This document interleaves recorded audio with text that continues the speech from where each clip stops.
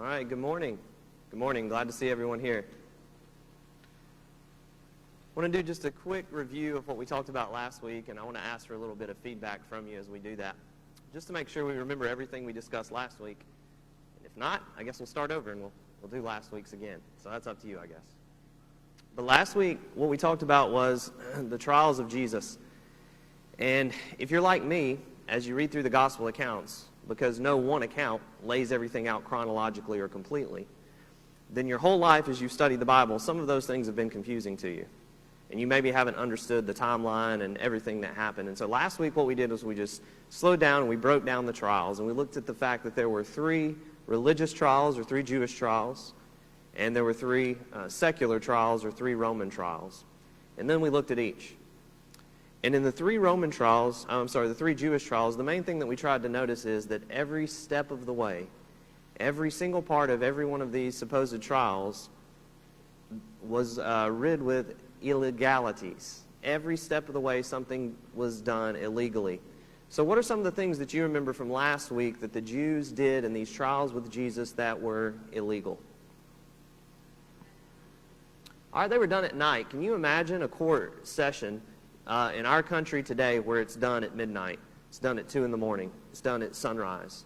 No, of course not. It was done at night. That's illegal. All right, what else? Yeah, you remember part of it was done in the high priest's living room. Can you imagine how shady that would look if we had some kind of kangaroo court in a local judge's living room at night? That just screams illegal. It should have been done where? Yeah, the temple, which was like their version of the courthouse where the law would have been administered. All right, what else was illegal about these 3 Jewish trials? Yeah, there were no charges. Imagine a court case today in which we find someone guilty so much so that they deserve the death penalty, but we don't even know what charges we are levying against them as the trial starts. We'll just figure it out as we go. All right, awful. All right, what else? Say that again? Yeah, no witnesses. The witnesses that they called, you remember, they're supposed to separate these witnesses, and their stories are supposed to match exactly. And if there's any discrepancies, they're both thrown out. But what did they do? They brought these witnesses in, they let them talk together, and even together they couldn't agree on charges. Who should they have brought as a witness? Well, Lazarus would have been a good witness. What about Malchus? His ear was just cut off. He would come in, was your ear cut off? Of course it was, Your Honor. Well, it looks fine. What happened? Jesus is innocent, is what happened. So no real witnesses, and even those fake witnesses that they looked around for in the dark of night couldn't agree. All right, what else? You remember anything else that was illegal about this trial? Yeah, it wasn't held in a court. As we mentioned, it's held in a living room. I also thought about the judge. You remember these 2 men were people that already had things against Jesus. They should have recused themselves. They should not have been overseeing this trial. What about Jesus' representation? You know, one thing we love about Jesus is he is our advocate. He's our mediator. And so as we sin and as we imagine ourselves in a courtroom before God, we have the judge's son to advocate on our behalf. Who advocated on Jesus' behalf? No one. He should have been provided legal counsel, and someone from the Sanhedrin should have been provided should have stepped up and done it if none was provided. All right, what else?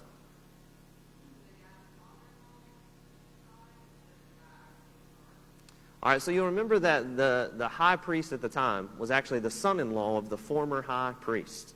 And the man that Jesus was taken to immediately was not the reigning high priest, but it was the man who seemed to still be in charge, the former high priest. And so even the order of the people that he was taken to was incorrect. What about the fact that it was a festival season, and they weren't supposed to have trials during these festival seasons before the Passover? All right, and honestly, we could keep going, but that's enough for us to see that every single thing that these men did as they tried Jesus in these Jewish trials was a sham. They didn't care about God and his laws. As a matter of fact, they were killing God and they were killing the law.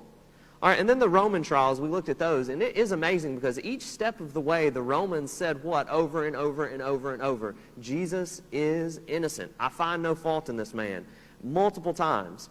You can go through the gospel accounts, and just every time you see Pilate or Herod announce Jesus as innocent, underline that, write the word innocent with an exclamation mark. And as you go back and read the Gospels, you'll be overwhelmed with how clear it was to the Romans that this was an innocent man that they were putting to death. But they didn't care. The Romans acquiesced, they conceded, and they allowed these Jewish leaders to unjustly condemn Jesus to death. And so this week we're going to look at the death of Jesus.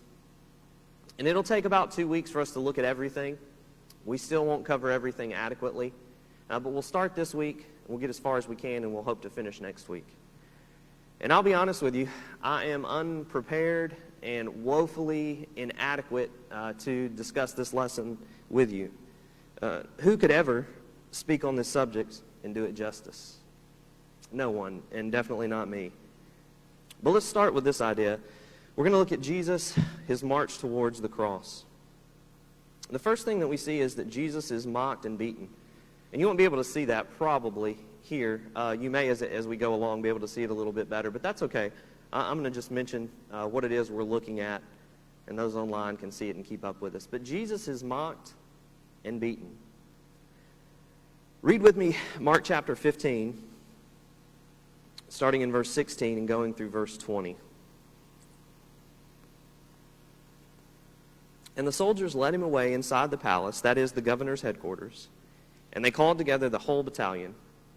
And they clothed him in a purple cloak, and twisting together a crown of thorns, they put it on him. And they began to salute him, "Hail, King of the Jews."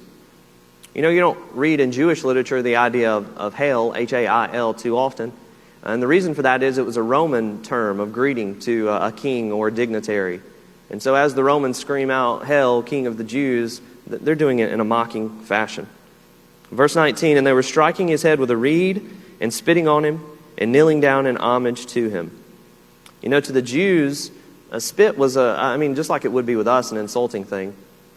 But it carried an extra level of insult if it was from an unclean Gentile.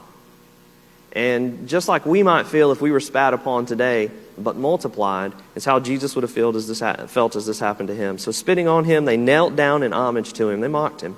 Verse 20, and when they had mocked him, they stripped him of the purple cloak and put his own clothes on him, and they led him out to crucify him. And so as Jesus is condemned to death, one of the first things that the Romans are going to do is to beat him.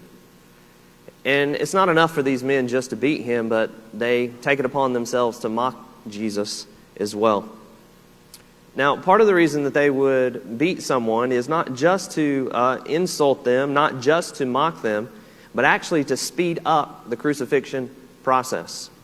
Because you could take a strong man and you could put him on the cross without having done anything to him before, and it might take him several days to die. As he's exposed to the elements, as bugs come to his flesh, as birds pick at his eyes.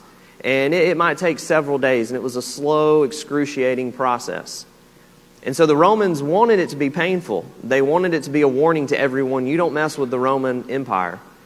But they didn't want it to take that length of time. And so they would speed up the process to an extent. They would add pain and trauma to it as they beat people beforehand. But I want to show you, as it's mentioned, as we often see, the idea of the crown of thorns. There's two different ideas, and honestly, we're really not sure. Most of the time, what do we see in paintings and do we see on TV? We see a wreath, like the Romans would have given to those who won their Olympics, who won their poetry contests, who won the different contests that they have. And that's why we think of Revelation 2:10, be faithful unto death and you'll be given a crown of life. Well, where does that imagery come from? Well, that was one of the things that was given to those that won the race back in this day. And so usually what we see when we see movies and paintings is we see this nice circular wreath with an open top that's placed on the head of Jesus. Almost like, hey, you're a king, here's your crown. You're a winner of one of our races, here's your crown. But obviously with thorns and in a mocking fashion. And some have said that had small briars that were mainly turned outward, and it would have been more about mocking than about pain. And that's possible. But some scholars have said that it was more likely that this was the kind of plant that was used. It would have had thorns that were about an inch long. And this is the Loti tree, L-O-T-E, that would have been around and common in the Middle East at this time. And these thorns averaged on their length about an inch, though some would have been longer. But what scholars have said is that if this was what was used, it's impossible for anyone to form a crown out of this particular plant without themselves getting cut by the thorns repeatedly. What would have been easier for them is to take the entire bush and to make a crown that more so resembled a helmet to put on the head of Jesus. And if that's the case, this might have looked like what was placed on the head of Jesus. Unlike the traditional crown, which we often see in Hollywood and in paintings, that's an open ring, it's more likely that it would have been something that covered his entire scalp. Now, the gospel accounts that we just read say that after this crown, or this helmet almost of thorns, was placed on the head of Jesus, that he would have continued to receive blows to the head. And these blows would have driven these thorns deep into his scalp, into his forehead. And it would have penetrated, no doubt, different veins, different muscles in his head. Now, it also says that Jesus was wearing a scarlet robe. Again, something they did to put on him to mock him. But it also accidentally signifies Jesus taking on the sins of the world. I don't want to read more into the text than the text gives us, but I can't help but think of Isaiah chapter 1 and verse 18. So if you take notes and you make references after you hear this verse, you might want to add this to what we've just read about the beating of Jesus. Isaiah 1:18 says, "Come now, let us reason together, says Jehovah. Though your sins be as scarlet, they'll be as white as snow." As Jesus is punished and as he's beaten, the blood flows down as if it were scarlet. And then the robe that they put on Jesus, even to cover his body that's yet to be beaten, is covered as he's covered in scarlet. But we know what Jesus did in this process. He was literally in the process of taking away our sins, removing the sins of the world, and taking those scarlet colors and making them white as snow. Now, each time Jesus would have been made to wear this robe after he was beaten, and after it would have been taken off, these wounds would have reopened, and they would have bled. Have you ever worn a blister on your foot playing sports, or maybe you're out hiking or hunting or something like that, and the thing pops, or maybe you get a cut when you're outside hunting or working or doing something out in the yard, and you don't really notice it. And it's maybe under your sleeve or under your sock, and then later when you go in at night or maybe even just shortly thereafter, to clean up, to take a shower, you take it off. What happens to that spot? Well, your body, miraculously made by God, has already started to heal, and it's started to form a scab in a small way. That's what it's working towards. But as you pull the clothes off, what happens? It reopens. And if it's bad enough, it may start to bleed. But at the very least, it takes off that protection that the body has naturally started to do. And so think about that with Jesus. Each time he's beaten, each time this robe is put on him, and for a few minutes, his body does what it's intended to do and starts to heal. And then it's pulled off. Each time it's taken off, Jesus' wounds are open again. And so in this fashion, Jesus continues towards the cross. Now, he had the power to stop it at any second, but he didn't. All right, let's think about the scourging. Before we do that, this is a picture of what maybe, more accurately, Jesus had on his head. What would that have done to his face as it was hit, as it was beaten with the reed that they used to mock him? Maybe they tied it on, maybe it held itself in place. But Jesus' once clear face would have no doubt been blood-stained immediately and permanently for the rest of the day. Now let's think about the scourging that Jesus went through. As we think about scourging, the practice of scourging, it was something, as I mentioned, that was a legal preliminary to every crucifixion, because it weakened the victim through shock and through blood loss. And without it, Jesus, being a strong man like he was, and other strong men, could have lasted much, much longer. But the instrument that the Romans used would have looked something like this. It was a short whip called a flagrum or a flagellum, and it had several single or braided leather thongs of variable lengths. And as you can see in the picture, they had small metal balls of iron, or as the one in the middle, small pieces of bone that had been whittled down into instruments for punishing. And they were tied at these different intervals.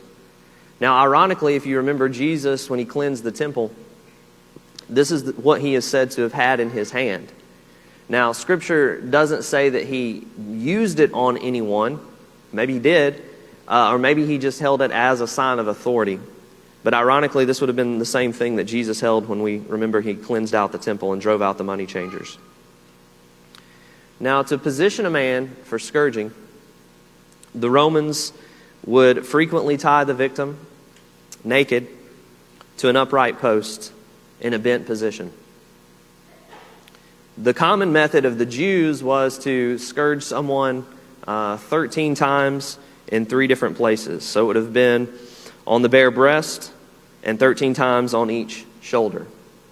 And that's a weird number, 13, but you remember Deuteronomy has a stipulation on how many times you could beat someone as punishment, and that was 40. So a lot of times what Jews did, what they were so good about doing, is they put a hedge around the law, and they said, well, we're only going to do 39 because we don't want to miscount and break God's law. How kind of them. And so what they would do is they would do 13 in these 3 spots for a total of 39, and they would make sure they didn't break God's law of 40. But the Romans didn't have a law like that. They didn't have a God that they listened to who based his laws and his actions on grace and on mercy and on love and on kindness. So they had no such law. And so there was no limit to how much they could have beaten Jesus. So as Jesus is scourged, his flogging at their hands would have been much worse than even what the Jews would have done. He would have received repeated blows to his back, to his chest, to his buttocks, to his legs, by 2 soldiers who were known as lictors. And the severity of those blows would have really been dependent upon the mood of the guys involved. But what kind of mood were they in? A respectful mood, a kind mood? Of course not. They're mocking our Savior. So we can imagine how they felt about the punishment they were getting to rain down upon him. The shots that Jesus would have taken would have tattered his skin and even his muscles that were under his skin. Once these layers were ravaged and laid open, a lot of times when someone was beat, their ribs would eventually be shattered and their organs would be exposed. And so a lot of time people didn't make it to the cross if the Romans weren't careful, because they would kill them in this flogging process. But we know Jesus was prophesied to never have any bones broken. We know after the fact that that's what it said about Jesus, that he had no bones that were broken. And so we know that they didn't shatter his ribs, thus leaving his internal organs intact and safe. But everything else leading up to that would have been a mess, would have been broken, would have been torn. Then as the flogging continued, those lacerations, those tears, would get into that underlying skeletal muscle, and they would basically ribbon the flesh of Jesus. Pain and blood loss is starting to set the stage for circulatory shock. Now, during the scourging, the victim was experiencing an oozing of blood, just like we see in our picture here. But it would have been from the entire body of Jesus. And the wounds would have gone deep enough to hit arteries in some cases. So that now the blood is no longer just oozing, but it's rhythmically spurting with each pump of his heart. And so in a lot of times, this scourging itself was fatal. Now, blows to Jesus' back would have started in a similar way, with skin being torn, with the initial strikes, and then subsequent blows would have resulted in the laceration of his superficial back muscles. Now, I'm going to read this part to give us a little more context and an idea of what exactly Jesus was going through. But it says, during the scourging, it would be commonplace for the lacerated skin and bloodied underlying muscle tissue to take on the appearance in a quite literal fashion of shredded meat. Peter referred to the beating of Christ when he reminded first century Christians that it was Jesus by whose stripes we were healed, 1 Peter 2:24. Now, this is why I wanted to read it. It's interesting that the term stripes in the original language is singular. And so what that suggests is that if you would have been able to look at the back of Jesus after these scourgings, you would not have been able to tell one laceration, one wound, one scar, one tear from the other. But what the Bible is saying is when you saw the back of Jesus, it was as if it were one wound because everything ran together. Suggested that the back of the Lord was such a mass of bleeding, bruised tissue that it appeared as a single wound. Now, the blood loss suffered by Jesus during this scourging would have been substantial, and he would have had a lowered blood pressure. He would have had a reduced flow of blood throughout his body, and if it persisted, his body would have gone into shock. When we think about Isaiah, Isaiah is an Old Testament book that prophesies about Jesus so often. We usually think about chapter 1, verse 18, as we said. We think about Isaiah 53. That's what the Ethiopian eunuch was reading in Acts 8.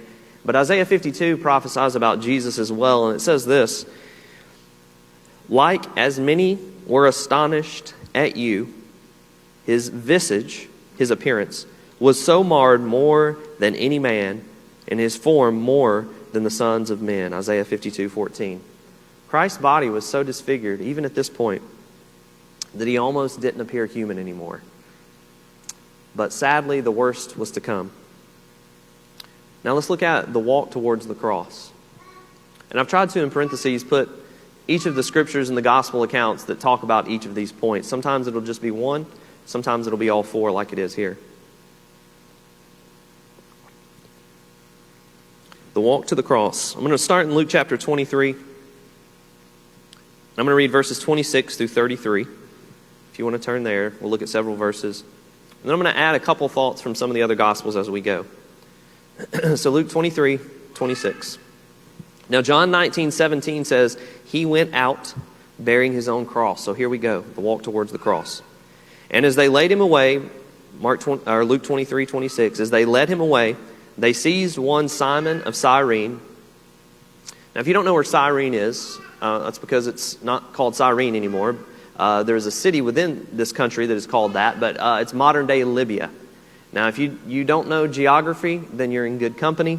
I don't know where Libya is either, so I looked it up. But this man is from an area of northeast Africa. And so you think about where Egypt is, sitting in the top northeast corner. Libya is the country that's right beside it.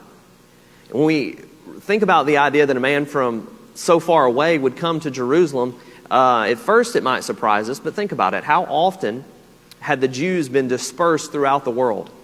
We're told by some historians that there is no community of any size at this point that doesn't have a Jew living in it. And so, of course, there are Jews scattered all throughout the world. We think about the fact that this is a feast day, and this man Simon would have been coming, as he was commanded to do in the Old Testament law, to celebrate this feast. And that's why Jerusalem would swell so big around the feast time. And we get to Acts chapter 2 on the day of Pentecost, and we're reading about those nations. If we're not careful, it sounds boring, and we're just like, let's get through them. They're hard to pronounce. But what happens when you put them on a map is that you see that the whole world came to Jerusalem on that day. And they would have done the same here. So Simon, a man from Cyrene, current-day Libya, close to Egypt, has come into town. They seized him, who was coming in from the country. Now, think about this time. He would not have been working. First of all, he wasn't from here. But second of all, you didn't work during the feast time. It was almost like a Sabbath-type rule. And so he wouldn't have been working.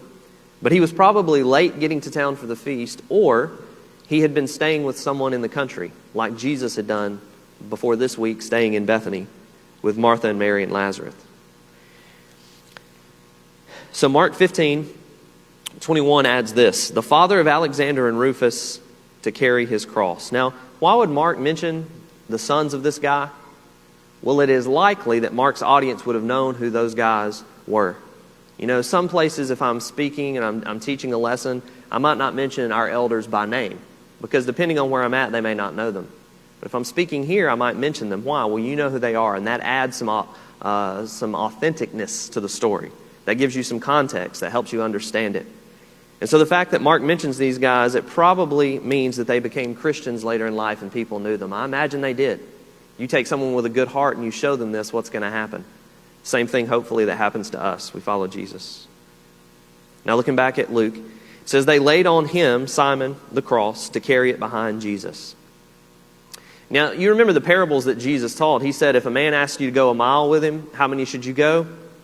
2. Double it up. The Romans, the reason Jesus used that example is the Romans could stop people and say, hey, you got to carry my stuff a mile. They had these packs that they carried just like our soldiers do today, and those weighed about 100 pounds. And so they had the right to any Jewish citizen, any Roman citizen, to say, hey, carry my pack a mile for me. And so what Jesus says is when somebody asks you to do something, even if you don't want to do it, don't go to the exact spot you have to stop by God's obligation, by the law's obligation, and then throw it down with a bad attitude. You go twice as far as they've asked you to do, and you do it with a gracious spirit and with a good heart. And that's what we challenge ourselves to do every day. But the Romans stopped this man, Simon of Cyrene, and they said, hey, carry this for Jesus. Now, we don't know the exact path that they took. Some people said as they left the city of Jerusalem to go outside the walls where executions had to happen, that they walked in a circuit around the town to show the prisoners off to everyone as a way of saying, don't be an insurrectionist. Don't rise up against the government, because if you do, this is what will happen. But we really don't know. Some scholars say it would have been about 1/3 of a mile journey. And so Simon has to carry this for Jesus about 1/3 of a mile. All right, back in Luke, verse 27. And there followed him a great multitude of the people and of women who were mourning and lamenting for him. But turning to them, Jesus said, daughters of Jerusalem, don't weep for me, but weep for yourselves and for your children. For behold, the days are coming when they'll say, blessed are the barren and the wombs that never bore and the breasts that never nursed. Then they will begin to say to the mountains, fall on us, and to the hills, cover us. For if they do these things when the wood is green, what will happen when it's dry? So it's amazing to me. Have you ever seen someone that's going through a trial, going through the toughest time of their life, and they need comfort? And sometimes people make the situation about them. Well, Jesus is going through the toughest time in his life, and how does he react? Instead of taking the comfort, which would have been fine, he's still thinking about other people. He says, don't weep for me, but weep for yourselves because of what's going to come. Now, this sounds a lot like something else that Jesus had said. So on the way to the cross, he says, the days are coming when they'll say, blessed are the barren and the wombs that never bore and the breasts that never nursed.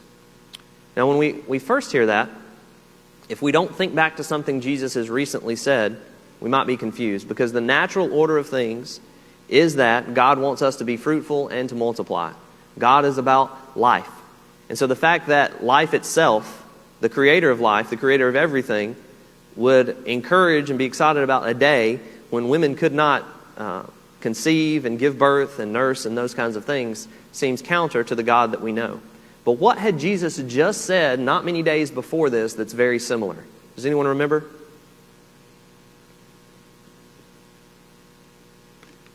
I think that's right, but say it louder. All right, Matthew 24. The disciples are walking out of the temple with Jesus, and they say, man, this is a great looking place. And Jesus says, well, don't be so caught up in that, because there's coming a day when no two stones will be left on each other. And Jesus goes on to tell them about the upcoming destruction of Jerusalem. And when he does that, one of the things that he says is, if you're on your roof working, don't even bother to go down into the house to pack a bag. Get out of town. Jump from house to house if you have to get to the temple wall, or to get to the walls of the city and get out of town. If you're in the field working and you see these signs I'm telling you about coming, don't worry about going back and telling people and getting stuff. Get out. And so historians are able to look back and say that Jewish Christians, none of them died during the siege on Jerusalem. Why? Well, they had these warnings. And so Jesus is telling these ladies, this is a sad day, and you're right to be upset. But what you really need to be upset about is the days that are coming. Be sad for yourself, because there's a day coming when you, as the Jewish people, because of what is happening right now, are going to be screaming out to the mountains, please fall on us and kill us. I wish I'd never had kids so they didn't have to go through this. And so even in his last moments, Jesus is reminding people about what's most important. He's helping others, and he's still teaching. And Jesus says a parable here in verse 31, or a proverb, if they do these things when the wood is green, what will happen when it's dry? If they'll do this to me, the perfect, sinless Son of God, what's going to happen to you in the destruction of Jerusalem when you're when you're guilty and when you have my blood on your hands? Jesus says this is bad, this is rough, but you need to be concerned about yourself, because something even worse in a sense is coming to you. All right, and then verse 32. 2 others who were criminals were led away to be put to death with him. So do you see the scene? Jesus is illegally tried all night. Wrong time of night, wrong people, wrong circumstances, no charges, nothing legal about it. He's sent over to the Roman side just because the Jews can't kill him in the manner that is needed to prophesy and fulfill Scripture. And the Romans declare over and over, innocent, innocent, innocent. But they beat him and try to say, well, we've beat him, let that be enough. And they say, no, kill him. Give us the serial killer, the insurrectionist, Barabbas. Let him go. Jesus' blood be on our hands and on the hands of our children. And so Pilate acquiesces for political reasons and gives them over the innocent, perfect Son of God to be killed. And they beat him and they mock him. And they get him to a point where he's no longer recognizable as a human. And then they put him on that long journey to the cross. And Jesus, as strong a man as he was, carried his cross, but eventually got to a point where he can no longer carry it. The Romans compelled this man to carry it for Jesus to the site to be crucified. Number 3. And I want to mention this, we'll pause here for just a second. As we often think about Jesus carrying his cross, what do we see? If you've seen The Passion of the Christ, you see Jesus carry the whole T-shaped thing, right? Well, that's not an accurate portrayal. Most likely what Jesus would have done is what everyone else that was crucified would have done, and he would have carried the bar that he would eventually be hung on through the streets. Some people say the bar is anywhere from 50 to 125 pounds. And that's a pretty big discrepancy, but not sure exactly. But instead of dragging the whole cross, the whole T-shaped thing through the streets, it's most likely that Jesus would have carried the bar. But how many of you want to sign up to carry a 75-pound bar or 100-pound bar on your shoulders for a third of a mile? You want to walk from here to Martha Berry House and back? Anybody can do that right now? Well, what about after being beaten, after being tortured, after being exhausted, after not having slept the night before? And so those are the conditions that Jesus was in. And so even as he carried this and wasn't able to, and Simon of Cyrene helped him, that's what he would have been carrying. Now, as you look at the cross, and we might talk about this more later on, but you can see in the middle, well, let's do the bottom right first. The bottom right, you can see the two different shapes of a cross. A lot of times we see like a capital T, or we see the cross look more like a lowercase t. And so there are different options. But either of those, most of the time, they had what you'll see in the middle, is a piece of wood where people's legs could be sat, where they could push up on so that they could breathe. And so that's what the cross of Jesus most likely would have looked like. And we'll talk some more about it once we get to the point where he's hung on it. So number 3, Jesus arrives at Golgotha to be crucified. Now we're going to read Luke chapter 23 again. We're going to start in verse 33. And when they came to the place that is called Golgotha, that's what Mark 15:22 adds, or the skull, there they crucified him, and the criminals on his right hand and one on his left.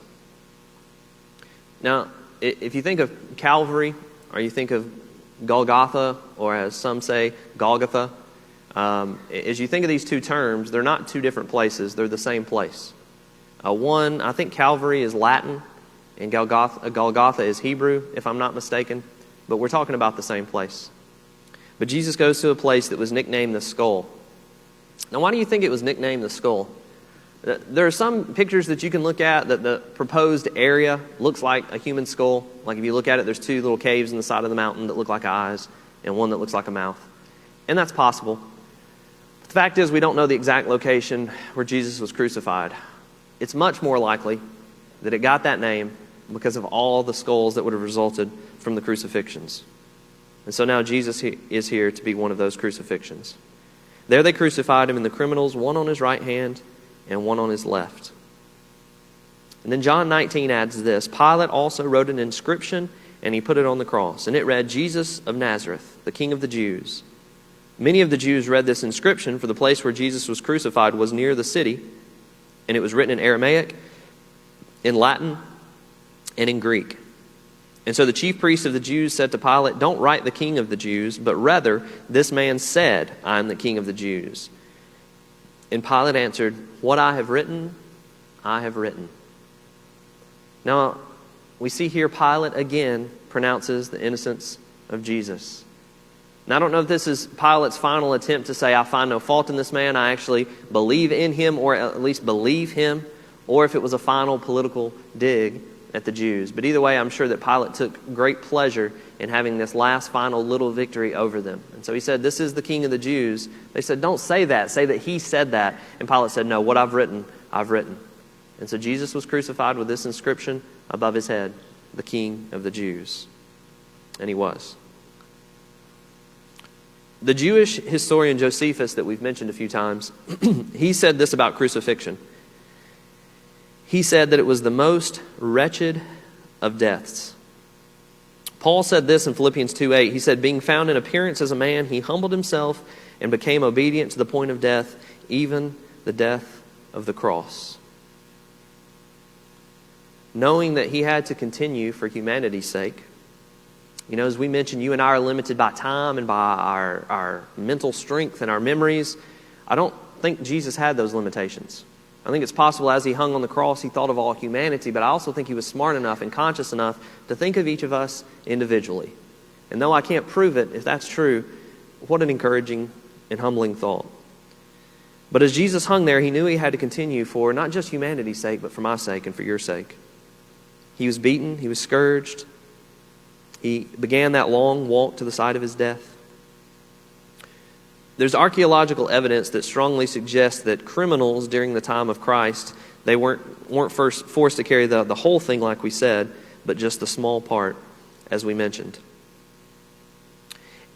Something else I wanted to point out is if you see these movies or paintings, you see that Jesus collapses under the weight of the cross. Well, we're never told that.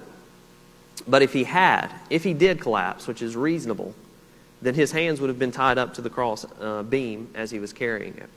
And so if Jesus did fall, it stands to reason that he would have fallen right on his face or right on his chest with anywhere from 50 to 125 pounds on his back. And so something that's very possible, even very likely to happen if that's how they knew they had to get help for Jesus, is that Jesus would have gotten a contusion, even possibly on his heart. I had a bruised heart about 8 years ago. I was playing basketball, and a guy swung around and his elbow went up and hit me just right so that I had a bruised heart. And I actually just thought I had a bruised rib. I was supposed to ride bikes with Larry Warren, my father-in-law, the next day, and we hadn't ridden like a long ride yet. And I thought, I don't want to seem like a sissy, so I'm just going to man up, because it's just a little bruised rib. I mean, what's the big deal? And ride. And so we rode 64 miles. And so the next morning at church, it was like a Sunday, I was just sitting there doing nothing. And I was like, I am dying. It just hit me all of a sudden. And so I went to the emergency room, and after some tests and stuff like that, the doctor came back and said, "You got a bruised heart." And I'm thinking, what kind of idiot has a bruised heart, doesn't pay it any attention, and then goes and bikes 64 miles? No wonder it hurt, and I'm surprised it didn't kill me. But the reason I bring that up is to blame Larry. No, I'm just kidding. Not to blame Larry. The reason I bring that up is because the bruised heart that I had, it wasn't even a severe condition of it really, but it lasted me between close to a year. If I drank coffee with caffeine in it, my heart would hurt. And so the doctor said, no caffeine. You can still play some sports after a couple of months, but take it easy. Don't play like 3 hours, play like an hour at most. But I felt the consequences of a very mild case of this for a little over a year.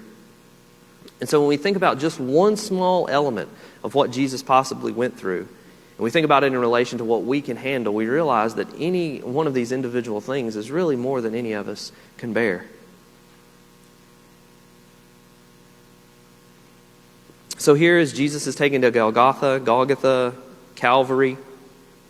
Oh, Calvary is the Greek word, and Golgotha is the Hebrew word. So not Latin, but Calvary is Greek. So here Jesus is flanked by 2 thieves, and he bears the sins of the world.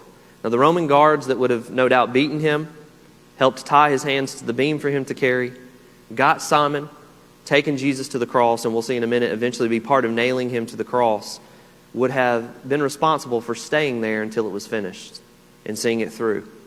And so it's very likely that that's the same guards that were there from the beginning that are there at the end that make these confessions about Jesus. All right, next, Jesus refuses an offer of wine mixed with myrrh. Now, Jesus has had considerable blood loss and scourging. He was likely dehydrated when he got here. You know, just talking about it, I'm having to drink about 1 million times more water than I normally do because it's a tough thing to talk about. And so you think about Jesus, the level of dehydration that he would have been in once he went through these things. And so when he finally reaches the area, someone offers Jesus a drink. Think about how amazing that would be to be dehydrated and someone offers you a drink. But what they offer Jesus is basically a drugged wine. It's served as a mild sedative to deaden some of the pain. And it was offered immediately upon his arrival. History tells us that the Romans acquiesced and let some of the Jews do this for some of their people to help them a little bit, just ease their pain just a little bit. You know, for some people, these women of Jerusalem were doing a service. They were doing a service to those being killed. But it might be easy for us to grow cold, to give up. But not these women. These are Proverbs 31 women. Proverbs 31:6 says, "Give strong drink to the one who is perishing, and wine to those in bitter distress." And these are women, much like modern-day nurses, who wanted to help Jesus in his final moments. But Jesus refused it.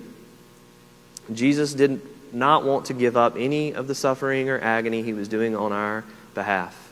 Jesus wanted to be cognitive, aware, alert for every decision that he was making. How easy would it have been for Jesus to call for the angels to come, to say, "That's it, stop, kill these people, give them the justice that they deserve." Jesus wanted all his faculties about him. All right, next, Jesus is nailed to the cross. And this is a picture of what myrrh would have looked like. It was from the bark of certain trees. We see it when Jesus is given the gifts as he's born, gold, frankincense, and myrrh. And Jesus' body is covered with myrrh as he's being prepared for burial before we get to this point. All right, we'll try to get through this quickly. Number 5, he was nailed to the cross between two thieves. Now, crucifixion was believed to have started with the Persian Empire, and every empire after that used it, but the Romans really perfected it, if you want to say that, and that makes you shudder to say that, by making it the most heinous means of inflicting death. They appreciated the cruelty of it because there were clear advantages.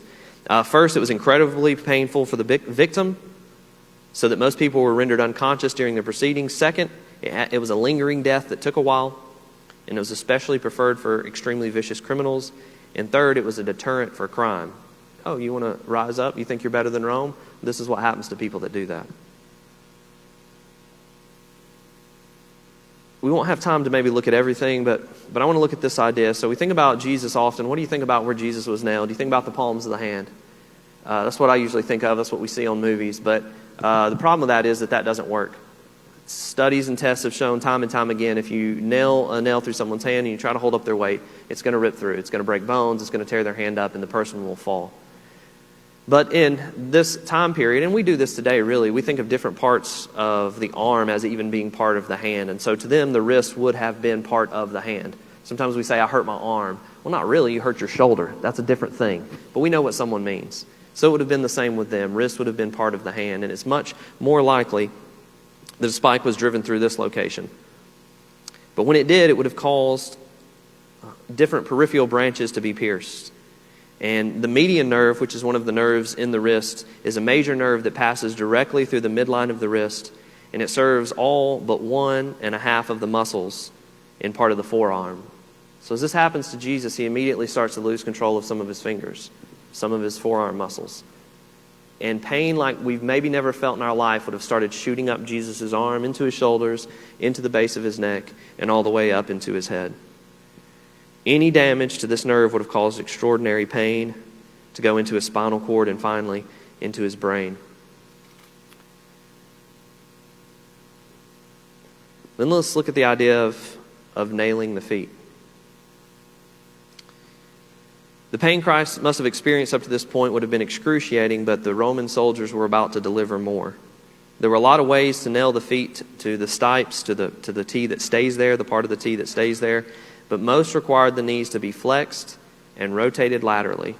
And it's likely that the spikes were driven through either one of the joints between the metatarsal bone and the cuneiform bone, or the transverse tarsal joint. And while this placement undoubtedly would prevent the bones of Christ from breaking, it nevertheless would cause severe injury to deep nerves and certainly would pierce his muscles. And so this would have allowed Jesus to fulfill the prophecy of having no bones broken. It would have allowed for him to be able to bear the weight of being nailed up in this way, and it would have allowed it to work and him to be nailed to the cross. And then the idea of breathing on the cross. This will be the last thing we get to today, and we'll go through this quickly.